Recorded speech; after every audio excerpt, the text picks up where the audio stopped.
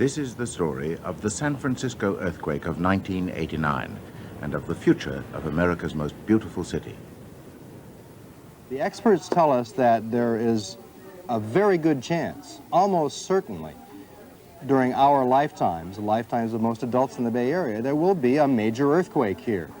Yet most people have not taken that to heart. I like to call it not earthquake country, but ostrich country. On the afternoon of October 17th at 5:04, a medium-strength earthquake erupted 60 miles south of San Francisco. 6 seconds later, it hit the city. Television and security cameras recorded its impact with an immediacy never ever seen before. It was all over in 15 seconds.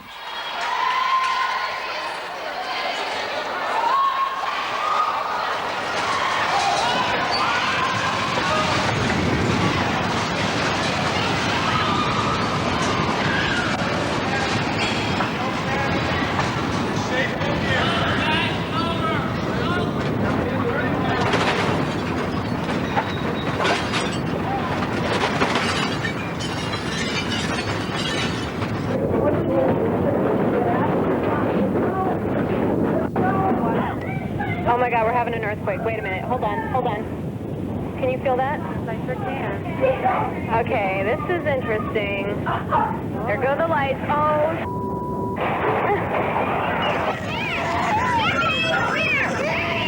oh my God, we're an earthquake.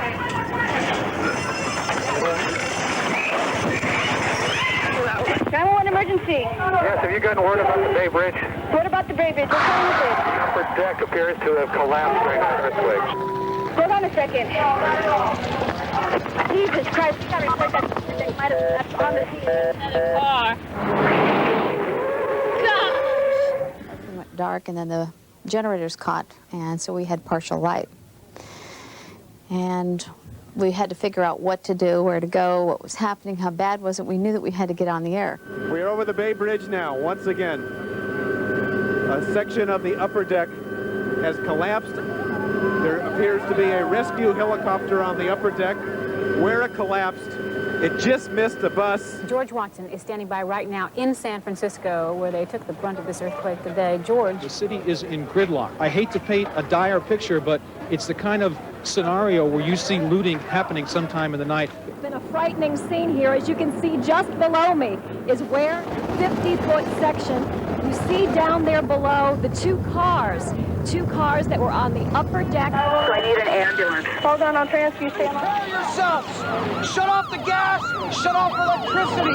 Store water in your bathtub. Don't expect services for 72 hours. Now, the important thing to remember is check your gas mains. That is the first and most important thing you have to do in case of a gas leak. You don't want to run the risk of a fire. Ana Chavez has just come in. Ana, do you have some late information coming around here? We are just getting reports from our crews on the scene that there is a major fire. There are some fires, obviously, in the city of San Francisco. Again, as we take a look at that, that appears to be what would be the Marina District. The entire upper deck of the Cypress structure, that is the section of highway that connects the Bay Bridge to the Nimitz, Highway 880, it just seemed to collapse during the shaker. You could see those ripples in the road.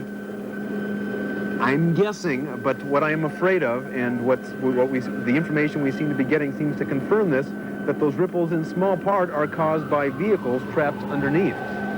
We have no idea how many vehicles were trapped underneath. If you could see how violent that shaking must have been. Because of our power outages and wire services are not coming in with other reports. Well, we're told that this earthquake today was measured at between 6.5 and 7 on the Richter scale. Power failure, therefore the game will be postponed. We ask that you hold on to... We have been told that there has been some dramatic rescues in the area of this, what you're looking at right now, the Cypress structure. People have risked their lives to crawl up under those two compact pieces of highway to find survivors, and they have brought people out alive. We were told that this person in here now that they're going for, and we don't know if this is a family or if this is one person, but we are told that there is someone alive right here.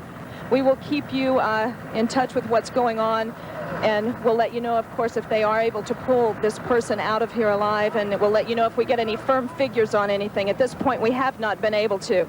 All right, Leslie, we'll be coming back with you as soon as you have some more information for us. Thank you very much for that live report. That was Leslie Griffith reporting live. We are getting a report now. At least 50 people are dead tonight because of this earthquake. Trap car, they can't move or nothing like that. I'm going to get them out without mega heavy equipment. I don't know. I think all of us find something in us when there's a crisis to just continue. And we continued to have aftershocks while we were on the air. And I would roll with them. And people in Marin County, as soon as I would say it on the air, they'd feel them a few seconds later. So folks in the South Bay who are watching us would feel them, we'd feel them here, and then it would kind of roll northward. You can see this block of Divisadero is practically entirely on fire. The house on the right is the first one that went, and it went because of a natural gas.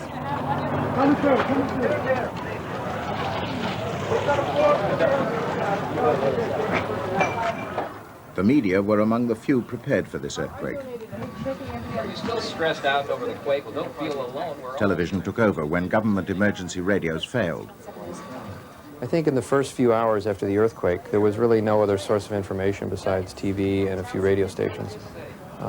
People were largely without power in some of the areas that were badly hit.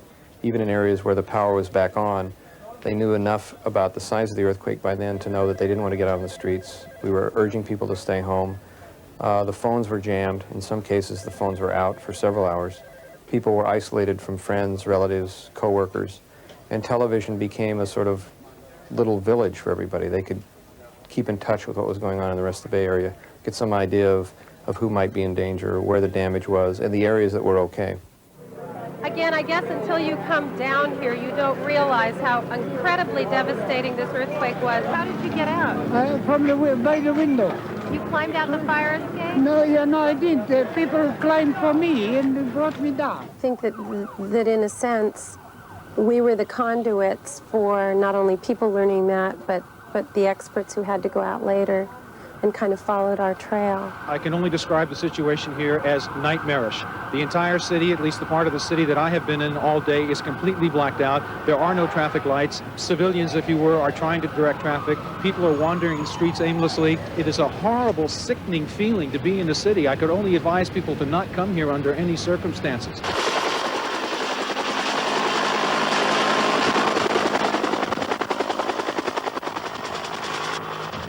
At dawn the next morning, teams of investigators went to assess the damage, while seismologists began to locate the exact origin of the earthquake. Bridge. A culvert goes under. Yeah. There's the house down the hill. Or what's left of it, shall we say.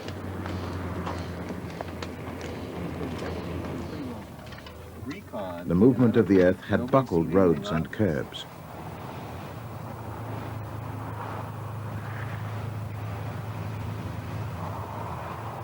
As seismologists searched for where the fault had ruptured, engineers were to find damage that eventually was to total $10 billion. The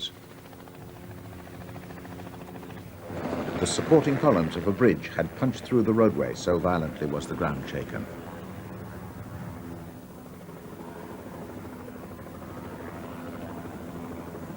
The center of the earthquake was found 60 miles south of San Francisco.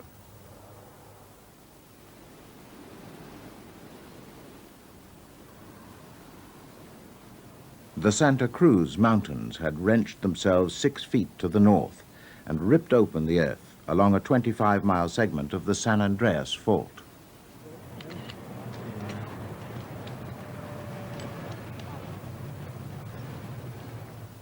There was no indication of a shake. There was just the initial boom, and everything went. He was thrown to his right, and I was thrown to my left. So you ended up on the floor. Oh yeah. Each time. And it was like riding a roller coaster. It was just kind of like this. It was just a real rocking and rolling and like this. It was really a rocking and rolling. It all happened so fast. I mean, it takes longer to explain it, but it happened so fast. The crack opened up about 3 feet, and a lot of my tools and everything else flushed. They all bounced right into it. It's like everything was headed right towards that crack. The vibration, the center of vibration was pushed all towards that crack. And then it shut back up. It shut back to about 1.5 to 2 foot. And it's kind of a thing, you know, I've never seen it happen before. I've heard it doesn't happen, but I watched it happen. Geologists reported that the ground had shaken for a surprisingly short time. So this map shows where the earthquake occurred, about a 25 length of the fault, San Andreas Fault ruptured, and the epicenter is in the middle of that rupture length, which means that that fault ruptured in two directions. We call that bilateral rupture, which means that had the earthquake ruptured from one end to the other, the duration of the earthquake would have been twice as long, say 25 to 30 seconds. This earthquake lasted 10 to 15 seconds. So that was a close call? That was a close call, and we were lucky that the duration was only as long as it was. Now, the significance of that is that the level of shaking dies off in solid materials, the rock, with distance. And these contours on this map show 60% of G near the source of the earthquake in Santa Cruz, to 0.4 here, and then 10% of G in San Francisco and Oakland, 60 miles from the earthquake.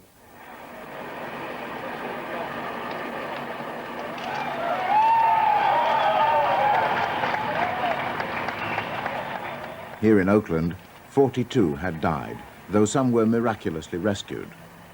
All this occurred 60 miles from the center of a medium-sized earthquake. 1 mile of a double-decker freeway, known as the Cypress structure, had collapsed onto its lower deck. In order to determine how the structure failed, we had to look further and assess how the structure was actually built and constructed. And in order to do that, we have done a series of analyses of the construction details. I can show you here the exterior joint of the bridge at the lower level. At this point, there is very little reinforcement that goes through the joint because of how joints were detailed at that time.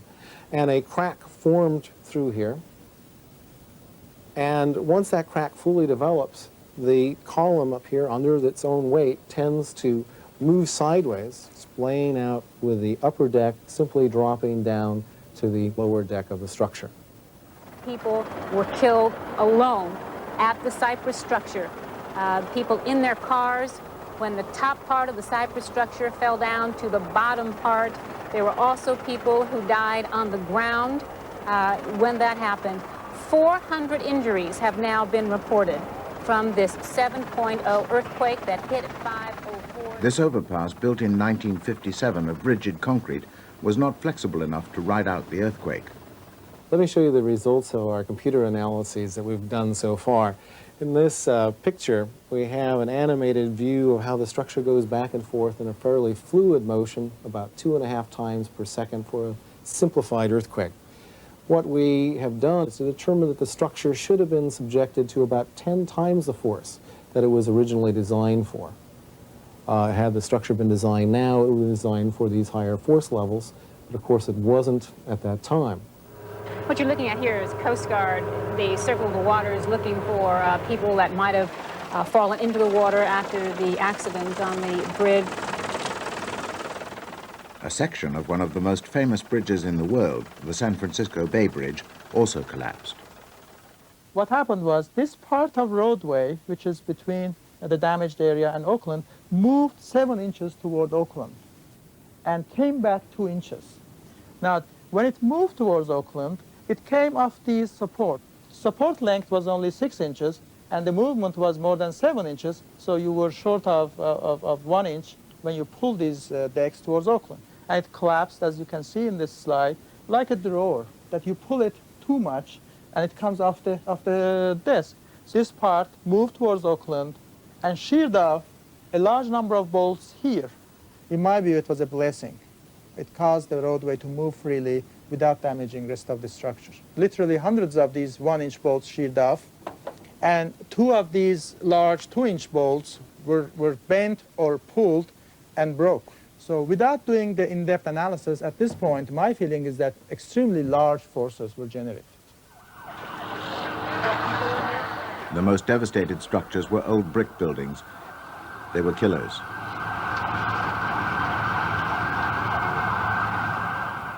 I will demonstrate the typical failure of a building which was responsible for most of the life loss in the recent California earthquake, away from the Cypress structure.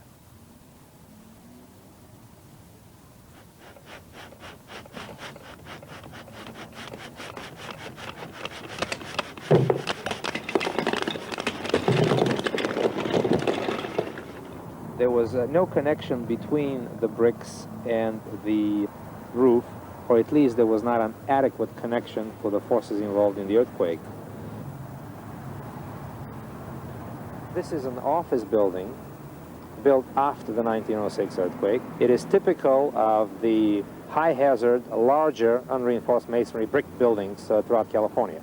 The parapet and parts of the top floor separated away from the roof and collapsed, killing 5 people in their cars. The earthquake occurred at 5:04, at the height of the rush hour, as people were leaving their jobs. It's hard to believe. It has to be reminiscent of what happened in 1906, when fire did most of the damage to the city. The earthquake shook the ground so violently it became like quicksand and fractured water and gas mains. The gas started the fires, and there was no water to fight them.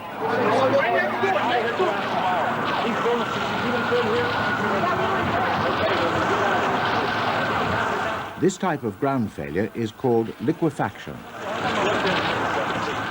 When the quake struck, liquefaction occurred throughout a wide area here, approximately 40 square blocks. And the pipelines were then suspended in a solution of really water, much like quicksand, and their own weight caused them to break. Frank Blackburn, assistant chief in the San Francisco Fire Department, speaks here in his private capacity as a fire consultant. We had 59 water main breaks within the Marina District and a large number of gas main breaks as well, more than 100 in the area. We were totally out of water. Roads buckled as the ground liquefied.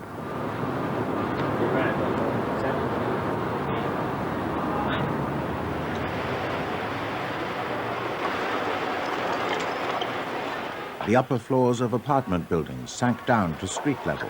It lasted for about 8 seconds, and about 4 seconds into it, we turned around because we were going to run for the playground, and we saw this go, and it just quietly collapsed. It was so bizarre. It was just like a quiet crunch. It just crunched down.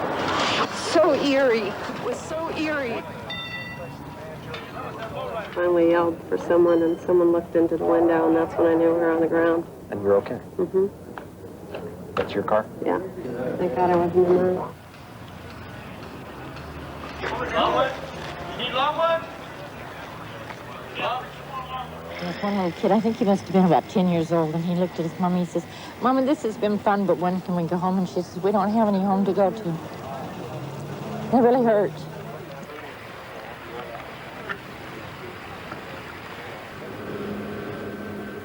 The Marina District was one of the hardest hit. It lies on man-made land reclaimed from San Francisco Bay. Once marsh and lagoon, it was filled in for the Pacific Exhibition of 1915. Unstable land offered little resistance to violent ground shaking throughout the Bay Area.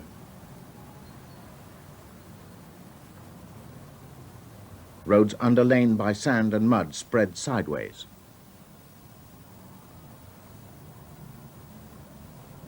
This bridge sank to the ground as the soil underneath liquefied. Airport runways began to buckle as sand and water seeped to the surface. The ground began to fail in the approaches to the Oakland docks.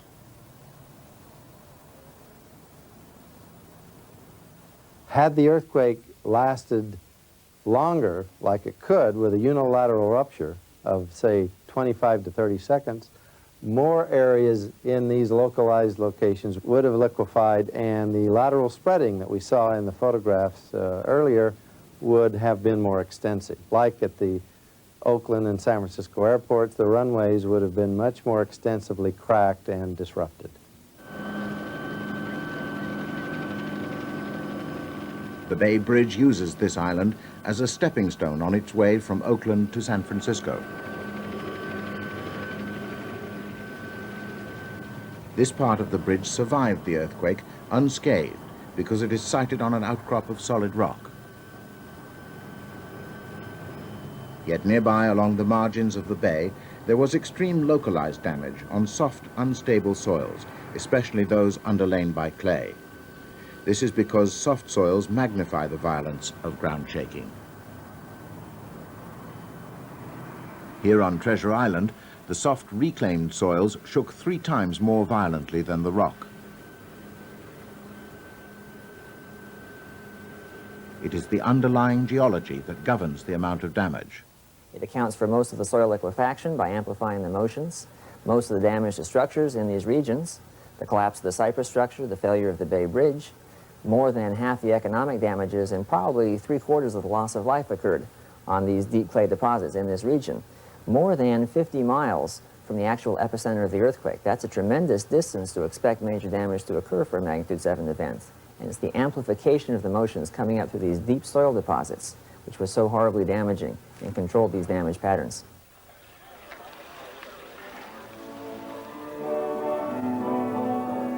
"10,000 were left homeless and 62 died.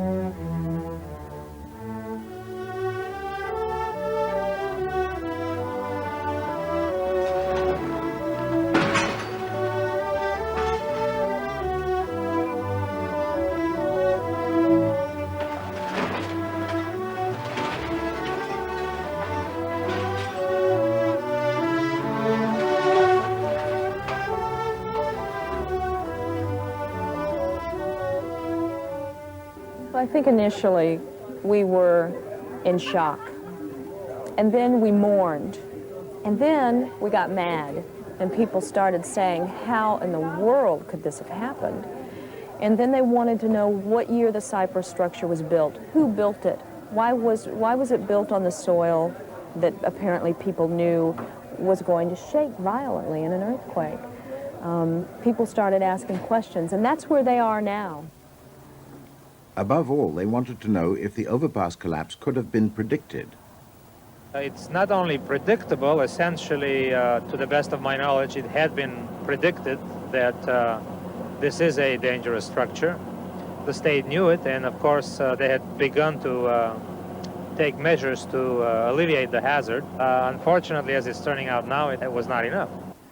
This overpass was destroyed in a Californian earthquake as long ago as 1971.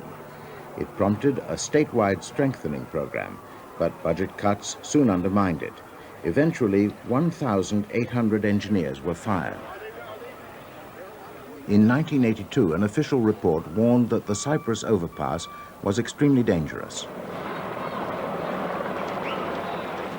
The section that killed 42 was built on soft soil. The report had accurately predicted that the hardest hit sections would be here on soft, unstable ground. One of the major areas of damage was San Francisco-Oakland Bay Bridge. 50 feet long, but across the entire width of the roadway, the upper level completely collapsed on the lower level, causing some major damage down there too, trapping some people in their cars. We don't know of right now of the death toll. We are told there are some casualties. There has never been a proper seismic safety study of this bridge. If there had been, could its collapse have been prevented?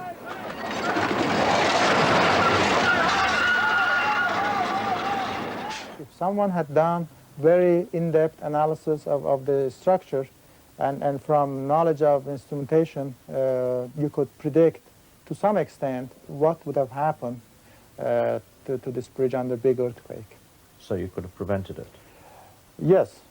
By morning's light, the damage was even more graphic. Just about every one of the 200 restaurants and shops in the mall had damage. And here in Santa Cruz, could the deaths from falling masonry have been prevented? Those buildings had been upgraded architecturally just in the last 10 years, and the city of Santa Cruz chose not to spend money on seismic strengthening because they had a trade-off in terms of finances. So there's the result of not spending money on upgrading of collapse hazard buildings. Where the ground failed in 1906, it also began to fail in 1989. In the 1906 earthquake, the ground failed under these houses. There was similar damage in 1989. Had San Francisco not learned from its past? We knew 20 years ago that the areas that shook violently in this earthquake were prone to violent shaking in any earthquake. We had a map prepared, distributed to all the Bay Area governments. Yet almost nothing was done about that. The earthquake shook the cypress structure to the ground. The cypress structure was identified as being a danger. The particular areas in the Bay Bridge that shook and broke and collapsed were also known to be at risk. We did nothing about them. People don't like to deal with the earthquake issue. It's one that the earthquake occurs, people put a lot of attention on it, we make a little bit of progress, but when it comes down to it, it's not going to happen on my watch is kind of the attitude that we see, and they're willing to put this off until the next person that comes into place has to deal with it. Seismologists had long predicted where October's medium-sized earthquake would strike, the Santa Cruz Mountains, but the ability to name the exact date of earthquakes still lies a long way in the future. By studying how faults move, seismologists are confident they can estimate the location and likelihood of the next major earthquake. I think our original estimate from 2 years ago of a 50% chance of a 7 in the Bay Area in the next 30 years, that number hasn't gone down. It's probably gone up a little bit. I'm afraid we're going to now have to estimate 60 to 70% chance next 30 years of an earthquake as large as this one. The bad news is that it will be here on the San Andreas, here on the Hayward. It will be much closer to downtown core urban areas in San Francisco and Oakland. We know that the 70-year quiet period following 1906 is over. Since 1979, we've had magnitude 6s in this part of the Bay Area. Now we've had a 7 here on the peninsula. We know we're into the active part of the cycle when we have to expect magnitude 6.5 to 7 events at the same rate we saw them in the last half of the last century. That means a really serious earthquake in the Bay Area, an average of once a decade. So how prepared are they for a much bigger earthquake? For 20 years, governments have largely ignored the warnings of science. It is the media which is taking up the battle to educate both public and politicians. There is a realization that San Francisco has perhaps one last chance. I think the media have a responsibility to make sure the public understands the real and true risks here from earthquakes. I think we have not taken that responsibility as seriously as we should, and we need to do it, and do it now. Knowledge is power, and even though we've heard that science doesn't yet have the power to predict earthquakes, the knowledge of where the risks are and how deep they run can help us make informed choices. Anna, 1 million people live on top of this fault, and they don't even know it. And take a look at this study by the California Division of Mines and Geology. Points out that a 7.5 quake on this fault would result in the greatest natural disaster ever to strike the United States. Tonight, you'll see why. A companion to the San Andreas Fault on the peninsula, the Hayward Fault runs from east of San Jose to San Pablo Bay. Most of the fault is covered by development here in Fremont, but there are still places where you can see the fault. It's basically along the lowest part, the base of the hill. One landmark is here in downtown Hayward as the fault splits. The western branch runs directly through Old City Hall. By this time, the fault has passed at least 500,000 people and run through transportation systems, major water lines, and one other important thing. Just beyond, the fault splits Memorial Stadium at Berkeley, actually pushing the south wall north. Over the last 60 years, this stadium has been pulled apart by as much as 10 inches. The Hayward Fault is a part of the plate boundary between the Pacific Plate and the North American Plate. And what we see here, the small amount of offset, is minute compared to what will actually occur in an earthquake, when we can have 6 feet of offset. So this offset, instead of 10 inches, will be 6 feet separated. And when that occurs, that violent movement and the accelerations, the violence of that shaking, will just tear the structure apart.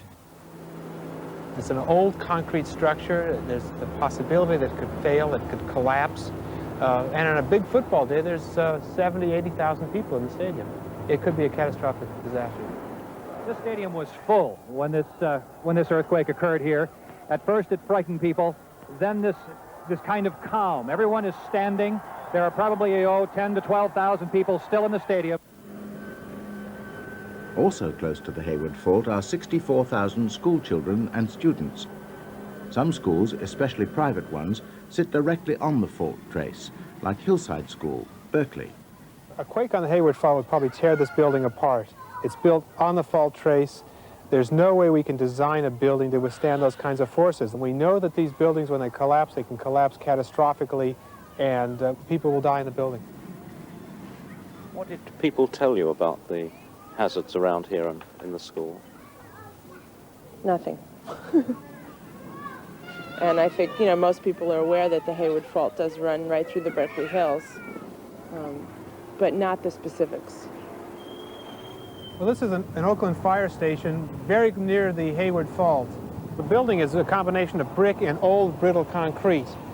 The policemen and firemen in buildings like this, rather than being a resource for the community, will be victims. That means they'll be injured, they may be killed. These buildings are probably the worst case construction that we have in the state of California. Also on the fault, the Office of Emergency Services, one of the nerve centers for directing disaster operations. Emergency radio links failed in October and may be expected to fail in future earthquakes. And nearby, the Fairmont Hospital is one of 16 major hospitals, all close to the Hayward Fault. Doctors expect to lose at least a quarter of all their beds. We estimate that we could lose as many as 8,000 killed in the actual earthquake, and then as many as 30,000 casualties, 30,000 hospitalized injuries, maybe 10 times that number non-hospitalized injuries. Damage overall could cost $100 billion. Another 11,000 lives could be lost in San Francisco. But is it inevitable? I think if people really understood that this is a straightforward problem that they can deal with, that it's their family that may be at risk in the collapse of a poorly constructed building or a freeway, I believe that would be the largest step that we need to take to get them to get on with the process of doing something about them. In my wildest imagination, had no comprehension that Mother Nature could be that destructive and just, you know. Yeah, it's amazing. I just didn't think this was going to happen to this, you know. It makes you put everything in perspective. But the funny thing, you always think it happens to somebody else, never to yourself. After October's earthquake, staff and students here at Berkeley discovered that university buildings they used every day were very dangerous. The risks became public knowledge when they found a 14-year-old report listing 27 unsafe buildings, with 6 of them likely to collapse. They included libraries, dining halls, and dormitories. Only 3 had been made safe.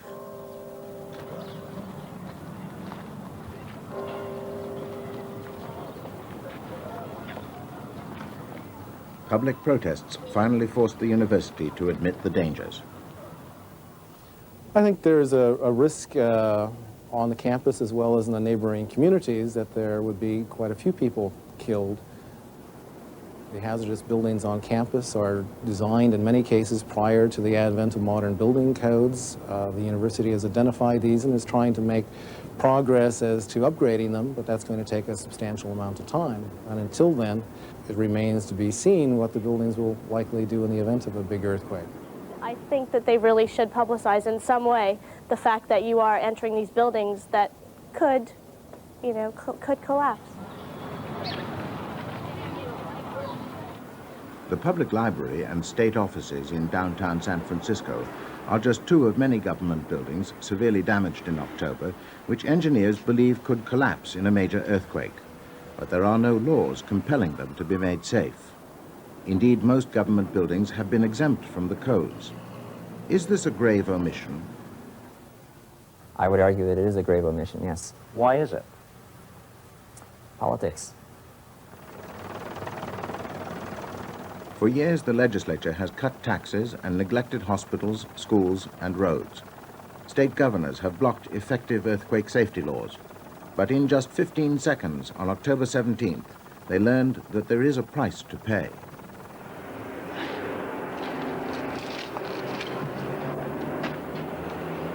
In the Santa Cruz Mall, people died in buildings long known to be dangerous and on unstable ground long known to shake violently. KRON Television began an investigation on behalf of some of the victims, including 21-year-old Sean McCormack, who was crushed to death by a rain of bricks. His girlfriend survived. And I woke up and my face was like this on the ground and everything was just on top of me and I couldn't move. And the only part of my body I could move with these 4 fingers, and I could feel Sean's back, the back of his back, and his pants and his shirt. And I tried to pull on him, but he wasn't doing anything. Many owners had long resisted bids to strengthen the buildings. Every time the issue comes up, the main problem has been the question of money and the availability of money. Mayor of Santa Cruz says the city will rebuild its mall.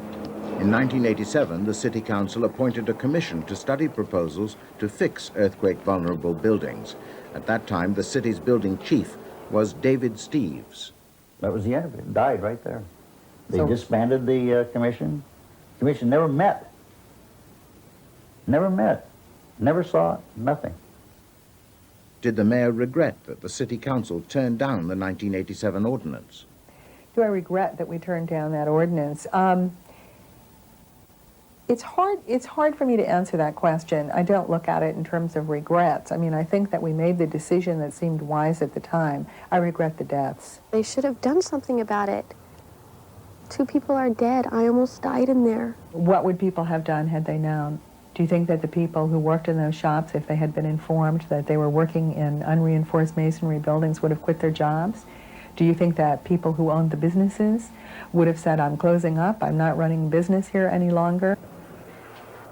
Shortly after the deaths in the October earthquake, Santa Cruz approved new laws to reinforce its buildings.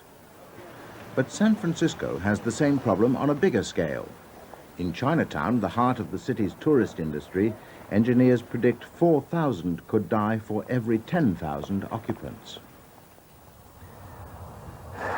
Chinatown is a dilemma. We have a housing problem. We had the housing problem before the earthquake.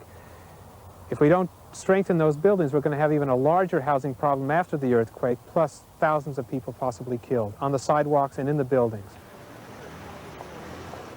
Politicians have so far refused to make public money available to strengthen buildings or to help rehouse those temporarily displaced.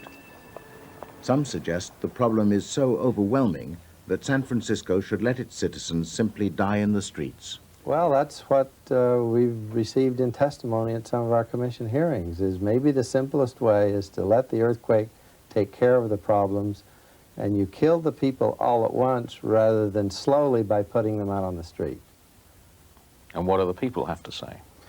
I don't know whether anyone's ever talked to the people or not. The people are in a survival mode. They're living from one day to the next, and I'm not so sure they really appreciate the risk they're taking. And given the circumstances that they're in, they don't have much of a choice. How do you feel about that? Well, it's very bothersome because we know we can correct it. We know we can save lives. We know we can protect the investments.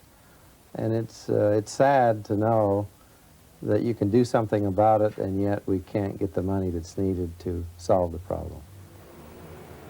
Engineers claim that San Francisco faces a new and even bigger danger.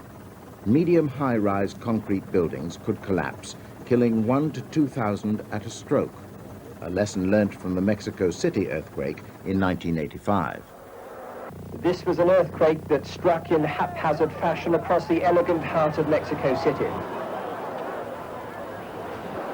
3 hospitals destroyed, including a maternity clinic. 250 buildings are known to have collapsed. Several hotels collapsed, killing at least 10 Mexican congressmen. This is a tragedy still unfolding, with a death toll steadily rising. The massive death toll was greatest in new high-rises built to modern seismic standards. The reason for this is well illustrated by the Mexico City case history, where you have a large magnitude event occurring almost 200 miles from the city proper. By the time the earthquake shaking had reached the bedrock under the city, it was a very moderate level of acceleration, roughly 4% gravity. That's enough to frighten people, but it's not typically damaging the structures. This was, however, in the bedrock underlying Mexico City at the base of a very deep clay deposit, not unlike the deposits along both sides of San Francisco Bay. As this motion propagated up through these deep clay deposits, it got to be a stronger and stronger motion, finally reaching the surface 4 times stronger, with a 0.16 or 16% G acceleration. Not only was it 4 times stronger, but it was a slower back and forth motion, which had a catastrophic resonance effect with tall structures. In Mexico City, it was the more modern structures which were most heavily damaged by this resonant interaction with the ground motions. University Hall, here on the Berkeley campus, is one example of rigid concrete buildings vulnerable to collapse.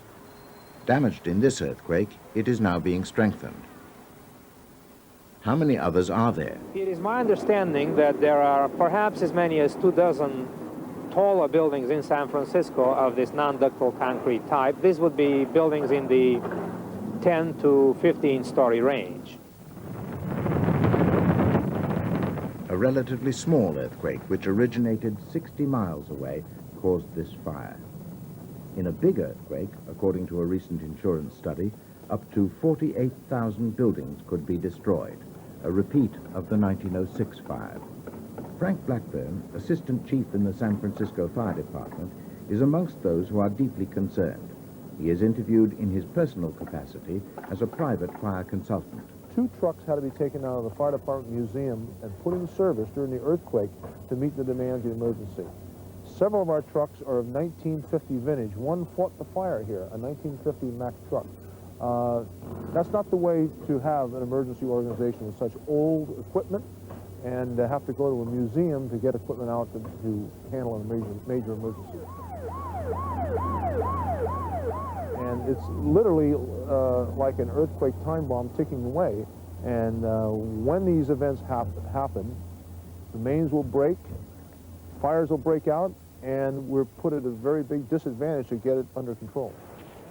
KRON Television asked the mayor's opinion. All we do know is the last time it happened, we handled it, and we handled it well. And you will next time? Yes.